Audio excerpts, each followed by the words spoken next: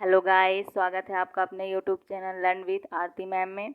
जैसा कि आपको पता है कि हमने ह्यूमन हेल्थ स्टार्ट किया था। ह्यूमन हेल्थ में हमने फर्स्ट लेसन कंप्लीट कर लिया था कोशिका की, उसकी संरचना अच्छे से पढ़ा था। उम्मीद है आपको पसंद आया होगा। उसी में हम सेकेंड लेसन करेंगे शरीर रचना के विभिन्न तंत्र। उम्मीद है इसमें भी आपको अच्छे से समझ में आएगा और अच्छे से आप नोट भी कर रहे होंगे ताकि आप अच्छे से लर्न कर सकें। ठीक है। और मैं इसका जो ह्यूमन हेल्थ से रिलेटेड आपको एक वीडियो इम्पोर्टेंट फैक्ट का कम दे दिया है, और एक और मैं आपको अच्छे से दूंगी जो कि आपको ताकि आप अच्छे से पूरा दो में ही इम्पोर्टेंट फैक्ट के रूप में आपका कंप्लीट हो जाएगा। और हम इसका सेकेंड लेसन करेंगे, फिर धीरे धीरे सारा इसको ह्यूमन हेल्थ कंप्लीट करेंगे। ठीक है, तो स्टार्ट करते हैं आज का सेकेंड लेसन इसका, शरीर रचना के विभिन्न तंत्र। ठीक है। विज्ञान की जो शाखा इन अंगों मतलब अंगों की रचना का अध्ययन करती है, विज्ञान की जो शाखा अंगों की रचना का अध्ययन करती है वह शरीर रचना विज्ञान कहलाती है। ठीक है, रचना विज्ञान कहलाती है। और जिसमें इन अंगों की क्रिया का विचार किया जाता है वह शरीर क्रिया विज्ञान यानी फिजियोलॉजी कही जाती है। शरीर के विभिन्न तंत्र कौन कौन से हैं? शरीर के विभिन्न तंत्र एक ही प्रकार के कार्य करने वाले एक ही आकार की कोशिकाओं के समूह को ऊतक कहते हैं। मैंने आपको जब कोशिका पढ़ाया था वहाँ पे अच्छे से आपको ऊतक अंग सिस्टम के बारे में अच्छे से बताया था, तो आप इस वीडियो को पढ़ने से पहले उसको एक बार ज़रूर अच्छे से पढ़ लीजिएगा।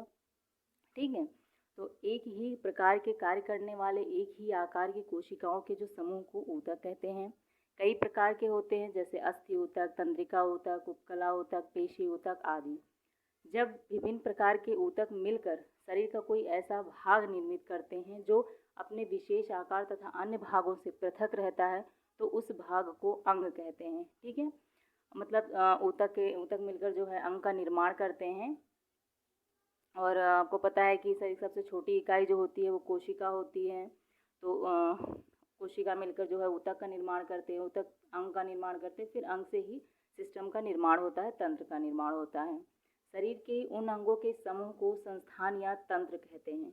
ठीक है, मतलब जो अंगों का मिलकर जो बनता है उसे संस्थान या तंत्र कहते हैं, जो मिलकर एक इकाई के रूप में कार्य करते हैं। हमारे शरीर में प्रमुख रूप से निम्न तंत्र होते हैं।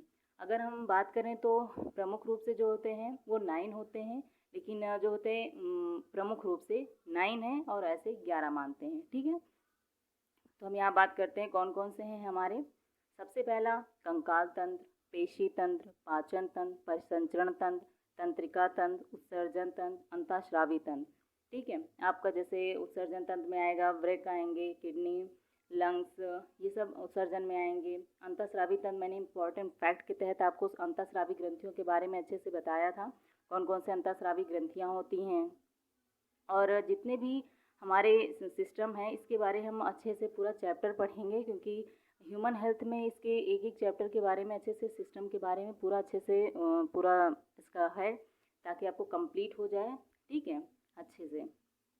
तो 7 है अंतःस्रावी तंत्र, और 8 है श्वसन तंत्र, प्रजनन तंत्र, और ये 9 तक होते हैं जो इम्पोर्टेंट होते हैं कि 9 ही होते हैं हमारे मुख्य रूप से, लेकिन 10 और 11 भी हैं, त्वचीय तंत्र और विशेष ज्ञानेंद्रिय तंत्र। ठीक है, तो हम इसके बारे में कुछ सभी के बारे में नहीं लेकिन कुछ जो इसमें इम्पॉर्टेंट है उसके बारे में बात कर लेते हैं। बाकी सभी सिस्टम के बारे में हम अच्छे से एक एक चैप्टर पढ़ेंगे और अच्छे से डीपली पढ़ेंगे। ठीक है, ताकि आपको इस सिर्फ टीजीटी पीजीटी के लिए ही नहीं अदर एग्ज़ाम्स के लिए भी अच्छे से आपका प्रिपरेशन हो सके, क्योंकि ये साइंस में आता है और साइंस आपको अच्छे से सब ये साइंस में ही लगभग पूरा कंप्लीट होता है। ठीक है, आपका संपूर्ण कंकाल के बारे में बात करते हैं। कंकाल तंत्र फर्स्ट, संपूर्ण अस्थियों का वजन जो होता है, ठीक है, जो हमारे संपूर्ण अस्थियों का वजन होता है वो शरीर भार का 1/16 होता है। हमारे शरीर में आपको पता है कि कुल अस्थियाँ कितनी होती हैं? 206 होती हैं।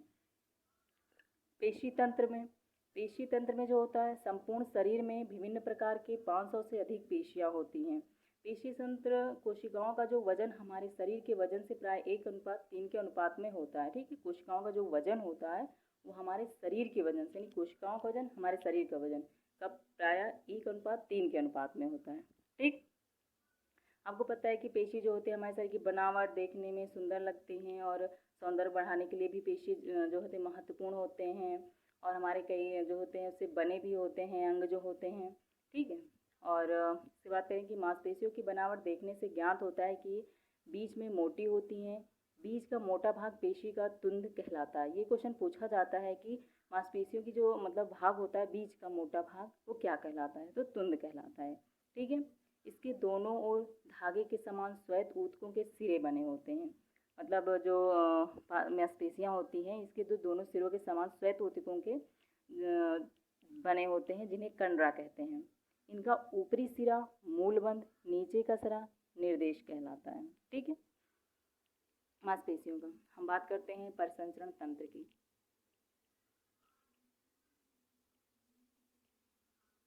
परिसंचरण तंत्र की बात करते हैं। Circulatory system. शरीर में रक्त परिसंचरण की उपस्थिति का पता सर्वप्रथम 1628 में सर विलियम हार्वे ने लगाया था। ये क्वेश्चन बहुत ज़्यादा इंपॉर्टेंट है कि परिसंचरण तंत्र की किसने खोजा था, किसने इसका सर्वप्रथम पता लगाया था, तो सर विलियम हार्वे ने।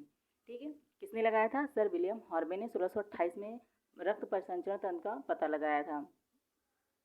और आपको पता है कि इसका मुख्य जो भाग होता है, हृदय जो होता है, ये मुख्य रूप में कार्य करता है। इसका हृदय रक्त परिसंचरण तंत्र का महत्वपूर्ण अंग होता है। ठीक है। हृदय 1 मिनट में 72 बार संकोच यानी पंप करता है, इसका संकोच और प्रसार करता है। ठीक है। और शरीर में रक्त को पूरा भ्रमण करने में औसतन 15 सेकेंड लगते हैं। मतलब हमारे पूरी बॉडी में जो है एक बार भ्रमण करने में इसको 15 सेकेंड लगते हैं। और 1 मिनट में 72 बार संकोच और प्रसार करता है, यानी जो हमारा हार्ट होता है ये 1 मिनट में 72 बार पंप करता है। ठीक है। और हृदय से रक्त बाहर ले जाने वाली रक्त वाहिनियों को धमनियाँ और हृदय की ओर रक्त लाने वाली रक्त वाहिनियों को सिराएं कहते हैं। ये आपको थोड़ा कन्फ्यूजन करता है यहाँ पर कि हृदय से रक्त ले जाने वाली और रक्त लाने वाली किसको क्या कहते हैं। तो हृदय से जो रक्त बाहर ले जाता है, हृदय से बाहर ले जाने वाले को धमनियाँ कहते हैं और हृदय की ओर लाने वाली को सिराएं कहते हैं। ठीक है। यानी अब इसके आगे बात करते हैं कि तंत्रिका तंत्र के बारे में। और आपसे कहूँगी कि आप अच्छे से इसको नोट कर लीजिए ताकि आप अच्छे से इसको लर्न भी कर सकें और आपका कंप्लीट भी मैं करवा दूँगी। थोड़ा टाइम लग रहा है अभी इधर, लेकिन आपका कंप्लीट हो जाएगा और आप अच्छे से इसको नोट आउट भी करते रहिए और अच्छे से लर्न भी करते रहिए। ठीक है। ताकि वैकेंसी आने पर आपको बहुत ज़्यादा लिखने की और करने की झंझट ना रहे, आपको अच्छे से लर्न करने की ज़रूरत रहेगी। ठीक। तो आगे बात करते हैं तंत्रिका तंत्र की।